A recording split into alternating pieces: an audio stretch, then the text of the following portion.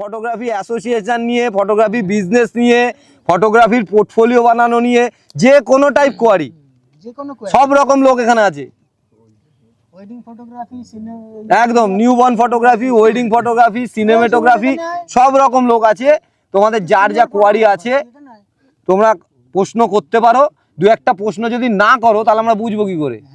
বুঝতে পারবো না তো আমরা বলবোটা কি? মোটামুটি সবাই একদম বলবোটা কি? আমি বলছি যে ওয়েডিংয়ের সময় একই ডেটে যখন দুটো মানে ইয়ে হয়ে যায়, মানে বোথ সাইড কাজ পড়ে যায়, তখন ওই মানে ম্যান পাওয়ার হিসাবে খুব সমস্যা হয়। সেটা যদি হেল্প পায় তো খুব ভালো হয়। বলে দিচ্ছি, অ্যাসোসিয়েশনে কর্মক্ষেত্র বলে একটা গ্রুপ খোলা হয়েছে।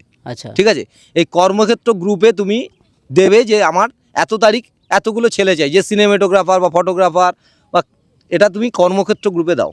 কর্মক্ষেত্র গ্রুপে যদি কেউ ফাঁকা থাকে এবং তাদের মধ্যে তোমার পছন্দ হতে হবে, তুমি ফাঁকা আছি বললেই তো হবে না, তোমার পছন্দের একটা ব্যাপার থাকে। ওই জন্য সবাইকে বলেছি ওখানে ফটো দাও এবং প্রত্যেকের ফটো সবাই দেখুক। তুমি তো একটা মনে হলো আজকের বিগিনার ছেলে, তুমি হয়তো সে একটা বড় টাকা চেয়েছে অ্যামাউন্ট, তার কাছে একটা ভালো গিয়ার আছে, সেটা বড় অ্যামাউন্ট যদি তুমি নাও তো নিতে পারো তাকে, তাই না? তাই জন্য তুমি কর্মক্ষেত্রে সবাই ছবি দাও। কর্মক্ষেত্রে যে গ্রুপটা আছে প্রত্যেকে সবার লিঙ্ক দাও, ছবি দিতে হবে না, লিঙ্কটা দাও। ফেসবুকে যে ছাড়ছো তার লিঙ্কটা ছেড়ে দাও, ওখান দিয়ে সে তারা গিয়ে দেখে নিক, তোমার ফেসবুক পেজটাকে দেখুক। দেখে তোমার যদি পছন্দ হয় তুমি অবশ্যই অ্যাসোসিয়েশনের মধ্যে দিয়ে বুক করো, এবং অ্যাসোসিয়েশনের মধ্যে দিয়ে বুক করলে ঠকার জায়গাটা কম। এক, তোমার কাজটা করে দেবে টাইম মাফিক, তুমিও তার সঙ্গে একদম পেমেন্টের ব্যাপারটা ঠিকঠাক করে নেবে। এবং 2 নম্বর কথা হচ্ছে, তুমি যাতে কোনো প্রকার নাটক বা তোমার ফুটেজটা ঠিকঠাক দেয়, তার জন্য অ্যাসোসিয়েশন কিছুটা তো দায়িত্ব নেবে। অ্যাসোসিয়েশনের মধ্যে হয়, অ্যাসোসিয়েশন থেকে যাও এবং অ্যাসোসিয়েশনে দায়িত্বটা নেবে, আর অ্যাসোসিয়েশনে অবশ্যই জানাবে অ্যাসোসিয়েশন থেকে নিলে। না জানালে কি করে হবে? তোমার ডেট নিল, সে কাজে গেল না, জানিয়ে দেবে অবশ্যই। তো অ্যাসোসিয়েশন দায়িত্ব নেবে যদি তুমি অ্যাসোসিয়েশন থেকে ফটোগ্রাফারকে চুজ করো। হ্যাঁ, চুজ করি। আমাদের অ্যাসোসিয়েশনে আমরা তো বিভিন্ন রকম আছি, যারা ভালো ফটোগ্রাফি বা সিনেমাটোগ্রাফি করি, যারা খুব ভালো করি, যারা মোটামুটি বা যারা বিগিনার। অ্যাসোসিয়েশনে এরকম একটা পদক্ষেপ নেওয়া হোক, আমরা যে সমস্ত মেম্বাররা আছি আমরা একটা টেস্ট নিই, পরীক্ষা, যে কোনো একটা প্রসেসে, যাতে আমরা বুঝতে পারি কারা খুব ভালো ফটোগ্রাফার। অ্যাসোসিয়েশনে তো মন্দ ফটোগ্রাফারও আছে, বিগিনার, সবাই সে ফাঁকা বসে আছে, আমরা তাকে হয়তো বিশ্বাস করে চেনাজানি সুসম্পর্কের জন্য লাগিয়ে নিলাম। সুসম্পর্কের জায়গাটা আলাদা, আর কাজ জানা, কাজ পাড়ার জায়গাটা আলাদা। তার জন্য কিছু টেস্ট হোক বা যাই হোক, এটা আমরা এটা করার ব্যবস্থা হোক। চান্স মানে আমরা এই যে ফটোগ্রাফি আড্ডাতে এসেছি, এই আড্ডা থেকে ছবিগুলো তোলা হচ্ছে, বুঝতে হবে, এটা বোঝার জন্যই তো এগুলো করা। ব্যাপারটা হচ্ছে এই জন্যই বোঝার জন্য করা। যেমন আমাদের যে ওয়ার্কশপগুলো আছে সেগুলো তো মডেল ফটোশ্যুট হয়, কিন্তু গ্রুপ খুলে দেখা যাবে যে মডেল ফটোশ্যুটের ছবি কজন দেয়, কেউ দেয় না। তো তোমরা সবাই যদি গ্রুপে ফটোগুলো পোস্ট না করো, কে কেমন ছবি তোলে আমরা বুঝবো কী করে? বুঝতে পারবো না। সবার ফেসবুক পেজে গিয়ে ঢুকে ঢুকে দেখা সম্ভব নয়। তারপরে সবাই যা ছবি তুলছো গ্রুপে অন্তত দাও, বা এই যে আজকের এই যে ফটোগ্রাফি আড্ডাগুলো পরপর হচ্ছে, তাতে যে ছবিগুলো তোমরা তুলবে সেগুলো অন্ততপক্ষে আমি এর জন্য তো একটা কম্পিটিশান রাখলাম যে এইখানে ছবি যারা তুললে প্রত্যেকে ছবিগুলো দাও, কম্পিটিশান রাখলাম। এবং নেক্সট যেদিন ফটোগ্রাফি আড্ডা হবে সেদিন আমরা একটা করে সার্টিফিকেট প্রোভাইড করব, প্রথম, দ্বিতীয় এবং তৃতীয়। এবং চেষ্টা করব ছোট একটা কিছু গিফট আমাদের সামর্থ্য ওয়াইজ যাতে তোমাদের হাতে তুলে দিতে পারি এবং তোমরা উৎসাহিত হয়ে পরবর্তীতে আরও ভালো ফটোগ্রাফি আড্ডাতে আসো, যোগ দাও। এবং আমাদের নেক্সট যেগুলো আছে বিভিন্ন কম্পিটিশান হয় বা মেলাও আছে সামনে 2, 3, 4 অক্টোবরে ওয়েস্ট বেঙ্গল ফটোগ্রাফার ওয়েলফেয়ার অ্যাসোসিয়েশনের পক্ষ থেকে, সেখানেও একটা ফটোগ্রাফি কন্টেস্ট হয়। সবাইকে বলবো মেলার জন্য এবারে ওয়েডিং থাকছে, বেবি শ্যুট থাকছে, আলাদা আলাদা করা থাকছে। ওয়েডিং আলাদা হবে, বেবি শ্যুট বা আলাদা হবে, ওয়াইল্ড লাইফ আলাদা হবে, সব আলাদা আলাদা করে দেওয়া হয়েছে। আগেরবার যেমন একসঙ্গে ছিল, এবার আলাদা আলাদা করে দেওয়া হচ্ছে, আলাদা আলাদাই কম্পিটিশান হবে। তাহলে সবাই ছবি দাও, যারা ওয়েডিংয়ে তোলো ওয়েডিংয়ের ছবি দাও, সব ক্যাটাগরির ছবি দেওয়া যাবে। এবং তার উপরেই কম্পিটিশান হবে এবং 3 জন জাজ থাকে ওখানে, 3 জন জাজ মিলে নাম্বারিং করে, সেই নাম্বারিং ওয়াইজ যে বেশি নাম্বার পায় সে প্রথম, দ্বিতীয়, তৃতীয় হয়। এবং ওই নেতাজি ইন্ডোরের মঞ্চতেই এটা পুরস্কারটা দেওয়া হয়। বলো। তারপরে আমরা যেই ফটোগ্রাফি আড্ডা দিচ্ছি, এখানে ফটোগ্রাফি প্র্যাকটিস করছি, আড্ডা দিচ্ছি, শুধু আড্ডা তো নয়, নিজেদেরকে ডেভেলপ করা। হ্যাঁ, অবশ্যই ঠিক স্কিল আছে। বাড়ানোর জন্যই তো এখানে এবারে যখন আমরা এই যে টেস্টগুলো ছবি তুলে আমরা একে অপরকে দেখাবো, তখন বুঝতে পারবো কে কতটা ভালো কাজ করে। একদম। কিন্তু এতে একটা সবথেকে বড় ফায়দা আছে, যারা ভালো ছবি তুলতে পারি না বা মোটামুটি তুলি, তাদের ছবিগুলো যতক্ষণ না দেখবে সিনিয়ররা, ততক্ষণ পর্যন্ত জাজ করতে পারবে না, বুঝতে পারবে না। সেই সমস্ত ছবিগুলো দেখলে পরে তারপরে বুঝতে পারবে কার কোথায় খামতি আছে, তারা ডেভেলপ করতে পারবে। ইনস্ট্যান্ট দেখালেই তো হবে, পরে যে আমায় গ্রুপে দিলে আমি তো কিছু বলতে পারবো না, বা সুমন বা অন্যরা যারা আছে, যারা বোঝে বা যারা সিনিয়র আছে, ইনস্ট্যান্ট সেগুলো দেখাতে হবে। আর তার পাশে যে সিনিয়র আছে, যেই সিনিয়র থাকুক না কেন, ইনস্ট্যান্ট দেখালে সে যেটা বলবে সেটা শুনতেও হবে, অবশ্যই সেটা শুনতেও হবে, শুনে সেটা নেক্সট ফটোতে আবার ইমপ্লিমেন্ট করতে হবে সেটা, তারপরেই আস্তে আস্তে স্কিলটা বাড়বে। আর কারোর কোনো question photography related, business related? এটা তো অবশ্যই এটা এই Photography কোশ্চেনটা তো আমি business চাইছি যে related আছে। করুক কেউ। করবো। ফটোগ্রাফি বিজনেস নিয়ে কেউ কোশ্চেন করছে না। বিজনেস ইনক্রিমেন্ট কিভাবে হবে? হ্যাঁ, ফটোগ্রাফি দেখো আমি একটা কথা বলি, তো ফটো তোলাটা হচ্ছে এখনকার দিনে আমার মনে হয় সেকেন্ডারি অপশানে চলে এসেছে। কেননা এখনকার দিনে মানুষের কাছে যে পরিমাণে সুন্দর সুন্দর গ্যাজেটস আছে অ্যান্ড লেন্স আছে, এত দামি দামি লেন্স লোক ইউজ করছে, 85 1.2 50 1.2 লেন্স ইউজ করছে, তাতে ফটো এমনি ভালো চলে আসছে। অনেক সময় দেখা যায় কম্পোজিশনের ব্যাপারটা আলাদা, ওটা পার্ট আমি যাচ্ছি। বাট এখনকার দিনে যেটা মনে হচ্ছে আমার, যে ফটো শুধু তুললে তো হবে না, ফটো তুলে তো ফটোটাকে সেল করতে হবে। প্রপার মার্কেট, আচ্ছা, how to sell your sell, মানে তুমি তোমাকে কিভাবে মার্কেটিং করছো আর তুমি তোমাকে কিভাবে বেচছো, তারপর না তুমি ক্লায়েন্ট পাবে। আমার ভালো ছবি অনুযায়ী আমি কতটা পরিমাণে এখনকার দিনে ভালো ছবি দেখে কিন্তু ক্লায়েন্ট আসছে খুব কম, কারণ অলমোস্ট সবাই ভালো ছবি তুলছে। মানে যারা একটা প্রজেক্ট তুলছে তারা তো ভালো ফটোগ্রাফারকে দিয়ে কাজ করাচ্ছে, আর তাদের ফটোগুলোই তাদের পেজে বা ওয়েবসাইটে যেখানে হোক পোস্ট করছে। তো অলমোস্ট দেখা যাচ্ছে যারা মোটামুটি ভালো ছবি তোলে তাদের পেজে মোটামুটি ভালোই ছবি থাকে সবার, কিন্তু ক্লায়েন্টের বিষয়টা আলাদা হয়ে যাচ্ছে। ক্লায়েন্ট কিভাবে মার্কেটিং স্কিলটা চাই, আর ক্লায়েন্টকে কিভাবে এইটা yes হচ্ছে করা যায়। মেন জিনিস, যে কিভাবে তুমি ক্লায়েন্ট পাবে। তুমি যদি ক্লায়েন্ট না পাও তাহলে ফটো তুলে তুমি করবেটা কি? তোমার বিজনেস তখনই গ্রো করবে যখন তোমার কাছে এনাফ ক্লায়েন্ট থাকবে, তাই না? হ্যাঁ, তুমি ক্লায়েন্ট, এবং Lead শুধু না, ক্লায়েন্ট না, confirm করাতে হবে। পোটেনশিয়াল ক্লায়েন্ট দরকার। হুম। পোটেনশিয়াল ক্লায়েন্ট আর ক্লায়েন্টের মধ্যে অনেক বড় ডিফারেন্স আছে। পোটেনশিয়াল ক্লায়েন্ট মানে বুঝতে পারছো কেউ এখানে? পোটেনশিয়াল ক্লায়েন্ট কাকে বলে? গুড পেমেন্ট, গুড কপারেট, হ্যাঁ, সমস্ত potential client means high budget client, high profile client. এবারে মার্কেটটা এমন যে তুমি যত হাই বাজেটে কাজ করবে তোমার কাজ তত কম করতে হবে এবং তোমার মাথা যন্ত্রণা তত কম হবে। আর তুমি যত লো বাজেটে কাজ করবে তোমার কাজও তত বেশি করতে হবে, তোমাকে ক্লায়েন্টকে স্যাটিসফ্যাকশনও তত বেশি করতে হবে। এটা নিশ্চয়ই সবাই ফিল করেছে, তাই না? যত কম টাকা তত বেশি কাজ, তত বেশি হেডেক। আর যত বেশি টাকা তত কম কাজ। এটা হচ্ছে ফটোগ্রাফি তথা অন্য অন্য ফিল্ডেও সেম জিনিস। সো আমাদের ফটোগ্রাফারদের উচিত যে হাই বাজেট ক্লায়েন্ট যেখানে আছে সেখানে রিচ করা। তো সেটা রিচ করতে গেলে কি করতে হবে, তার একটা প্রসেস আছে, সেই প্রসেস সমস্ত ফটোগ্রাফারকে অবলম্বন করা উচিত। সেই প্রসেস আমি বলছি একটা দুটো পয়েন্ট আমি যেগুলো জানি। আমরা যে ফটোগ্রাফার যে ফিল্ডেই কাজ করি না কেন, ফটোগ্রাফারের তো একটা ক্যাটাগরি আছে, প্রত্যেকটা প্রফেশনে একটা করে ক্যাটাগরি আছে।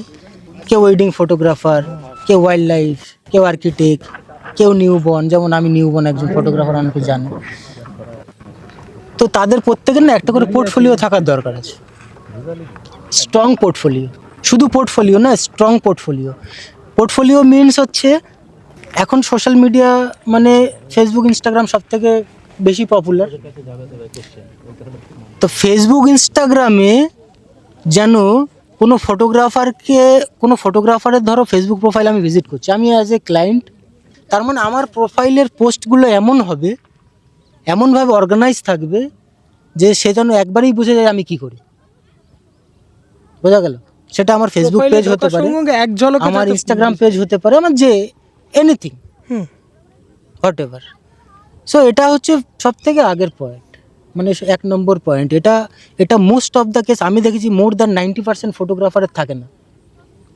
তারা কোথায় কি পিকনিক করতে গেছে বা কোন পলিটিক্যাল পার্টির লোক কি বলেছে সেইগুলো তাদের প্রোফাইলে বেশি। তারপরে সেরকম 4খানা পোস্ট করার পরে তারপরে হয়তো তার একটা কাজের একটা পোর্টফোলিও সেখানে পোস্ট করছে।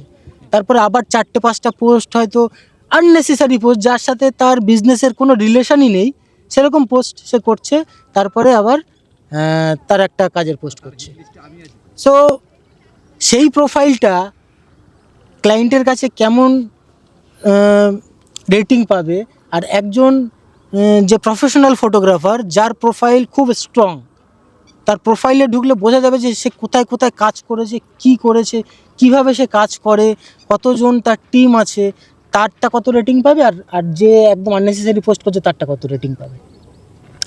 আমরা নিজেদেরকে বলছি অ্যাজ এ প্রফেশনাল ফটোগ্রাফার, আমরা নিজেরা বলছি নিজেদেরকে, বাট আমাদের প্রফেশনাল বিহেভিয়ারই নেই কোনো। এক্স্যাক্টলি, হ্যাঁ কি না? আছে। সো প্রফেশনাল বিহেভিয়ার না হলে আমরা প্রফেশনাল ফটোগ্রাফারটা হবো কি করে? আমাদের তো সেই ওই মামার ছেলে, মাসির ছেলে, পিসির ছেলের বিয়ে হবে, তাদের বিয়েই করতে হবে, যাদেরকে আমরা চেনে আর কি, মানে আমাদের সারাউন্ডিংয়ে যারা আছে, মানে রিলেটিভ, ফ্রেন্ডসের ফ্রেন্ডস, মামার মাসির বন্ধু, এদের যখন বিয়ে হবে, এদের বাড়িতে যখন কোনো অনুষ্ঠান হবে, সেই ক্লায়েন্টই আমরা পাবো। আদারওয়াইজ পোটেনশিয়াল ক্লায়েন্ট যারা আমাদেরকে চেনেই না, তারা আমাদের কখনোই বুক করবে না। কিভাবে বুক করবে? আমাদের খুঁজে পাবে কি করে? তাদের কাছে পৌঁছাবো কি করে? আর এই রেফারেন্স ক্লায়েন্টের ভিড়টা আমার পছন্দ নয়। রেফারেন্স ক্লায়েন্টের ভিড়টা পছন্দ নয়, তার reason আছে। রেফারেন্স ক্লায়েন্ট দিয়েই কিন্তু এখনকার দিনের মোর দ্যান 80% ফটোগ্রাফার ওরা সার্ভাইভ করছে।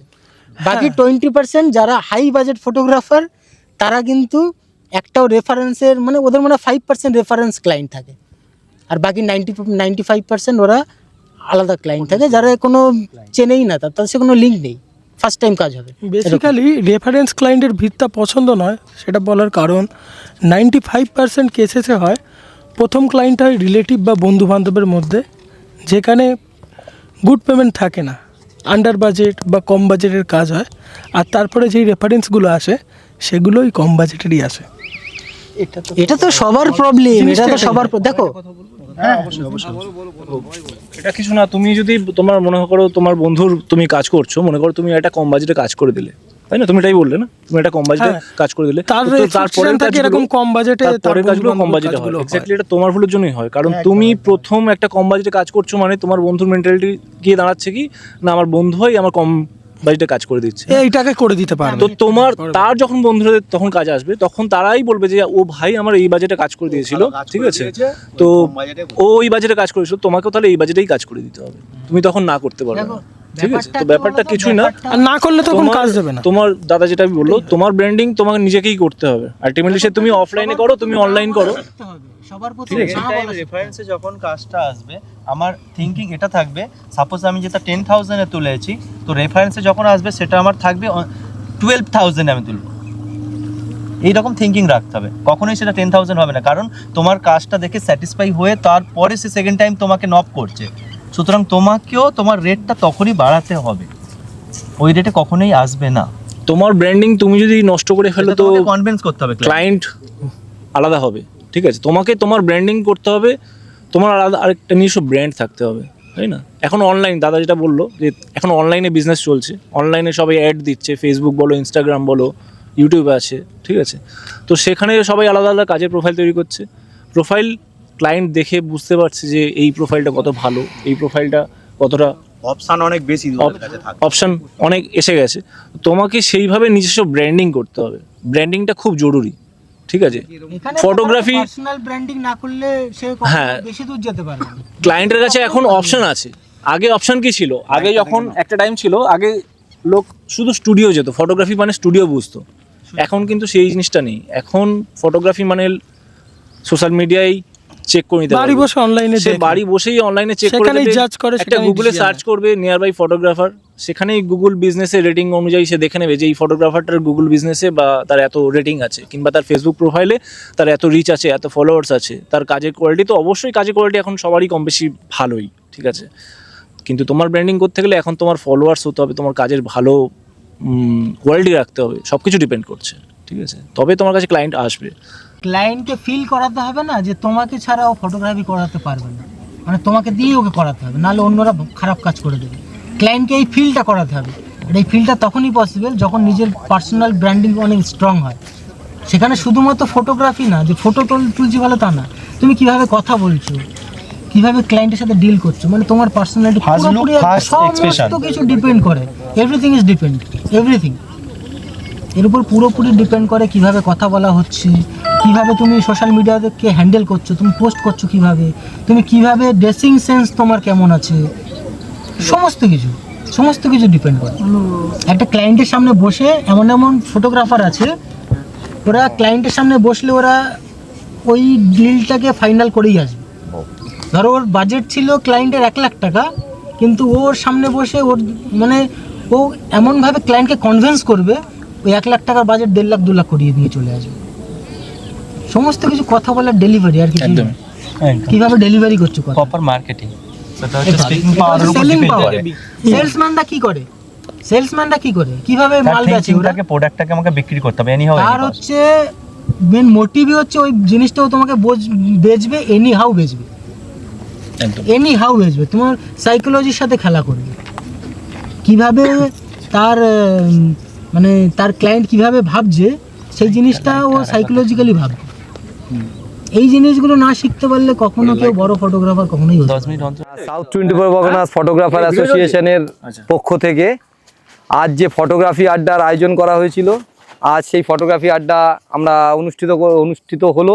এতক্ষণ ধরে আমরা ফটোশ্যুট করেছি সবাই মিলে, এবং দূর দূরান্ত থেকে সবাই এসছে আমাদের ডাকে। এর জন্য সবাইকে আসার জন্য সাউথ 24 পরগনা ফটোগ্রাফার অ্যাসোসিয়েশনের পক্ষ থেকে সবাইকে অসংখ্য ধন্যবাদ।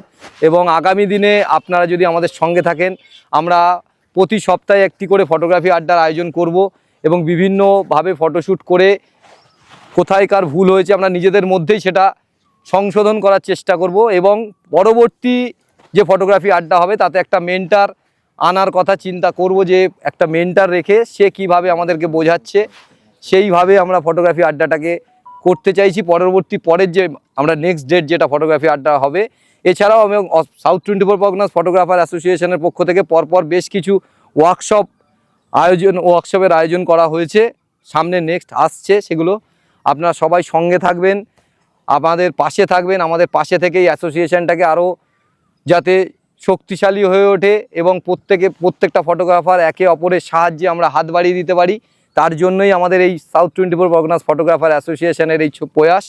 এতে এই যদি ফটোগ্রাফি আড্ডা করি তাহলে সবার মধ্যে একটা বন্ডিং তৈরি হবে, এবং সবাইকে চিনবেন, কে কেমন কাজ করছেন সেটা জানতে পারবেন, এবং জেনে পরবর্তীতে আপনাদের যদি প্রয়োজন হয় আপনারা তাদেরকে নিয়ে নিজেদের যে প্রয়োজনের কাজগুলো আছে সেগুলো করাতে পারবেন। তাই জন্যই এই আড্ডার চিন্তাভাবনা। আশা করব আপনারা সঙ্গে থাকবেন, সঙ্গে থেকে আমাদের এই অ্যাসোসিয়েশনকে এগিয়ে নিয়ে যেতে, এবং একই সঙ্গে সাউথ 24 পরগনাস ফটোগ্রাফি অ্যাসোসিয়েশনের মেম্বার বাড়াতে আপনারা সাহায্য করবেন। ধন্যবাদ।